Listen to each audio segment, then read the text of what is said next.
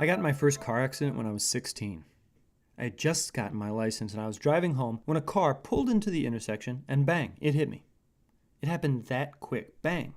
But when I play that memory back, it doesn't take 2 seconds. I see the tires of the car rolling through the stop sign. I have time to think, I think that car is going to hit me.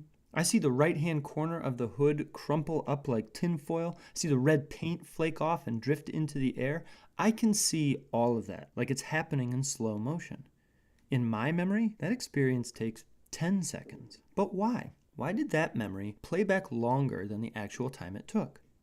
This is an interesting phenomenon, and it's not just for car accidents. A roller coaster or a first kiss. These events seem to take longer than they actually take. But why? And when it comes to writing about that experience, how do I get that peculiar feeling across? How do I slow down time as a writer? To get the answer, we have to visit Hollywood. You see, the way filmmakers create slow motion will tell us a lot about how writers can create slow motion.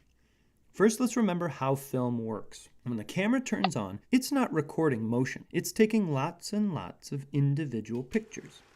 Then when those pictures are played back in a projector, they blend together and create the appearance of motion, like a flip book. So let's imagine that a cameraman needs to film his actress skipping through a field of daisies in regular motion. Ready, action. She skips across the field, he records it, and cut. Let's say, for the sake of easy math, that our cameraman took 50 pictures, 50 little frames on that length of film. Now let's take that film and play it back at the rate of 50 frames per 5 seconds. This rate is constant. The projector will always go at the same speed. This is easy. We've got 50 frames, so our film takes 5 seconds. She skips across the field and cut. So then, how do we slow down time in film? How do we create slow motion? Maybe this is a surprise, but we don't take less pictures. We take more pictures. Ready? Action. She skips across the field, he records it, and cut. Now we have a lot of film, a long length, let's say 100 frames long. Now, when we play it back, it takes a longer time to get through.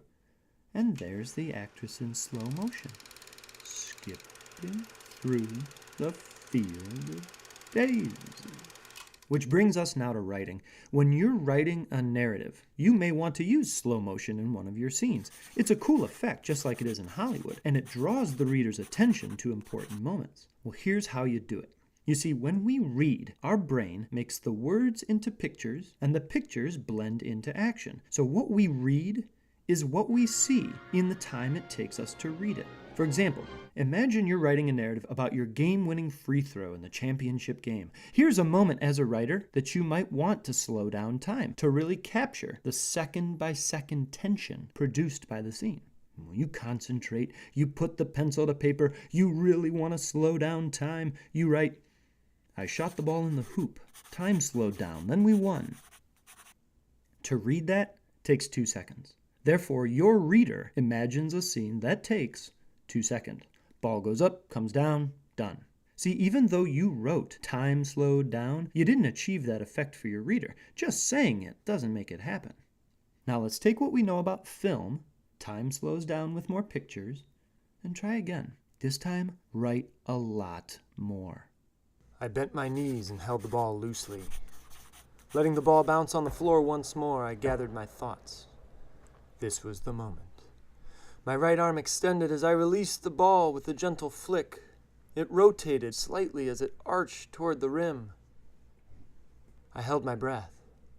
The ball nudged the back rim, falling through the net with a gentle, satisfying swoosh, and the crowd exploded from their seats. See? We just slowed down time through our writing. The bottom line is this. There are moments in life that take longer than they actually take. When you're planning out your narrative, think about those moments, those snippets of life that took longer than the watch. The moment of hearing bad news, the moment of hearing good news, the moment of exhilaration when you realize you hit the jump, or the moment when you realize you aren't going to land it. Once you identify these moments in your narrative, you can use this effect of slow motion when you write. Just remember, it's not enough to say, time slowed down, and it's not enough to throw a couple adjectives in a sentence and call it done either. Descriptive writing is good writing, that's true. But if you want to express the feeling of slow motion in life, you have to actually take up more physical space on the page. Use more film, so to speak.